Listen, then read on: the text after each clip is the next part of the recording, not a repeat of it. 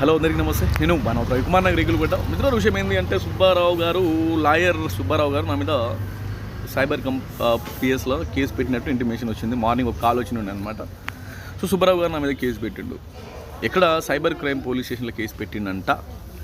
అయితే సుబ్బారావు గారు నేను అడిగేది ఏంటంటే, సుబ్బే నువ్వు ఖచ్చితంగా ప్రాక్టీస్ లాయర్ అయితే కాదబ్బా, నిజంగా అడ్డదారిలో లాయర్ పట్ట సంపాదించుకున్నావు.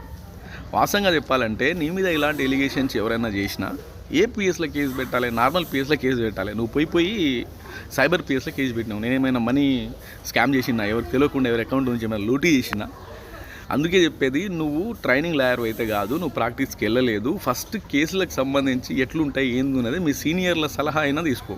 సో సైబర్ పిఎస్లో కేసు పెట్టడం ఏందో నాకు ఇప్పటికి కూడా అర్థం కాలేదు. సరే పెడితే నాకు దానివల్ల ఏదంటే ఇబ్బంది లేదు. సరే పోదాం. నీ ఎపిసోడ్లో నాకు నువ్వు ఇచ్చిన ఒక గిఫ్ట్ అనుకుంటా ఇది.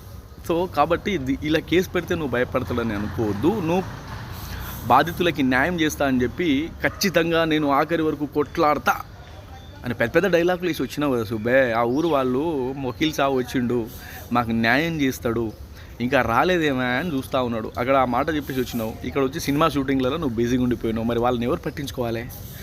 అందుకే నేను ఇందులో ఎంటర్ అయినా. చెప్పడం కాదు, చేసి చూపించాలని నేను ఇందులో ఎంటర్ అయినా. సుబ్బే, నువ్వు వాళ్ళకి న్యాయం చేసే వరకు నిన్ను వదిలే ప్రసక్తే లేదు. అవసరమైతే 2 బస్సులు మాట్లాడు. ఎంతమంది బాధితులు ఉన్నారో వాళ్ళందరినీ కూర్చోబెట్టుకొని, నువ్వు నాకు ముఖ్యమంత్రి అపాయింట్మెంట్ ఇస్తలేడు, నాకు సీతక్క అపాయింట్మెంట్ ఇస్తలేరు, నాకు ఉప ముఖ్యమంత్రి గారు అపాయింట్మెంట్ ఇస్తలేరు అని చెప్పి పెద్ద గొప్పలు మాట్లాడుతూ ఉన్నావు కదా. నేను ఏమంటున్నా అంటే, 2 బస్సులు మాట్లాడు. అక్కడ ఉన్న గ్రామ పంచాయతీలకు వెళ్దాము. అక్కడ నుంచి వాళ్ళందరినీ తీసుకుపోయి శుక్రవారం రోజు ప్రజాపాలన దరఖాస్తు పెడతారు కదా, అక్కడ వాళ్ళని కూర్చోబెట్టి ఈ విషయాన్ని రాష్ట్ర ప్రభుత్వం దృష్టికి తీసుకుపోదాం సుబ్బే. నేను మరీ